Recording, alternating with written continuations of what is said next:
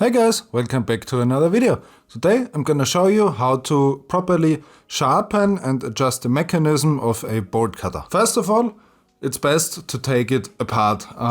If you only have light damage on your blade, you can probably get by using one of the, like a small DMT sharpener, very thin diamond sharpener to fix the blade. But in order to repair proper damage, you need to take it apart. For this, we will loosen both the top screws and the two bottom screws in order to take the blades off the bolt cutter.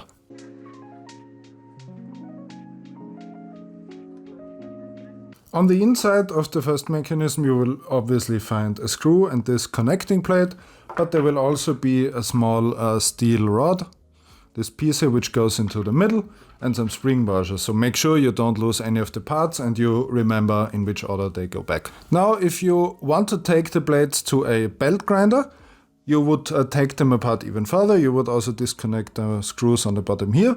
But since I'm going to use a very coarse diamond stone to sharpen this just here because there's not much damage on this blade, I will leave those attached because it can make handling easier if I have something to hold onto.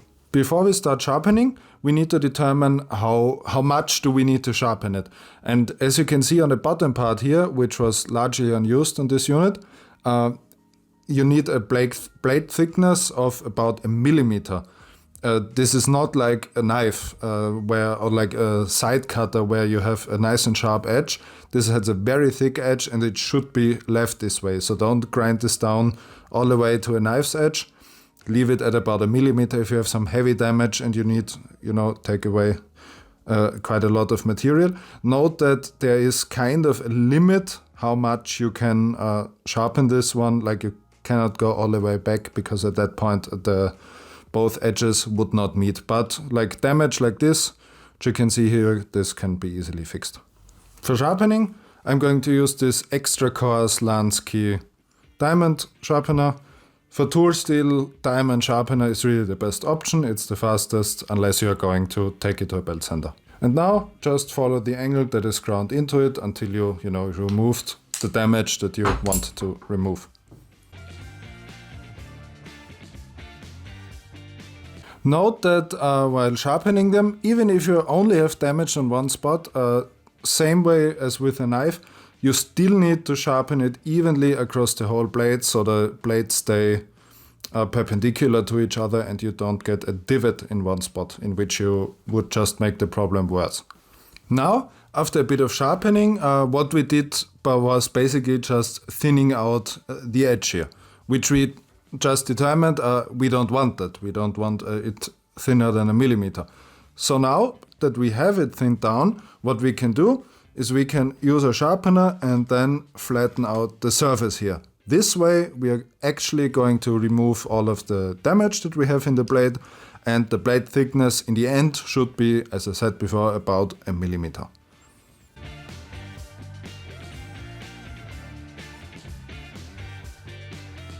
And after a bit of sharpening with the diamond cutter, you can see that basically all the damage is done. There's a little bit left at the top, but it's a very, very deep gouge, so I'm not sure if I can get it out without sharpening too much. I'm currently happy with how it looks.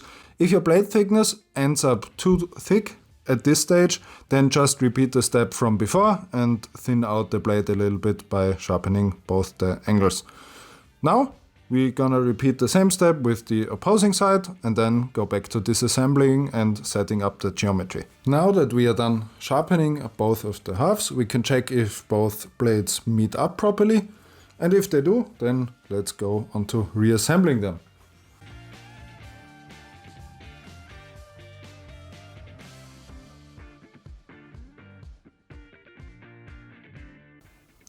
Now, before tightening the back screws all the way, we can do some adjustments. As you can see, both of these bolts have an arrow on them. And this is used to adjust the blades.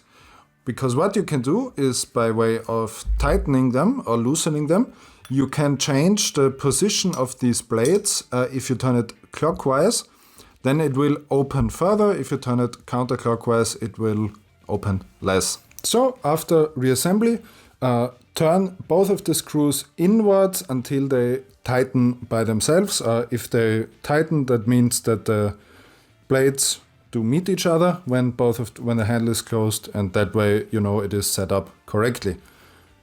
And that is then already it, and we have fixed a pair of bolt cutters. That was already it for this video. I hope you liked it. I hope you learned something. If you did, then consider subscribing and giving the video a like, and then I will see you on the next one. Bye bye.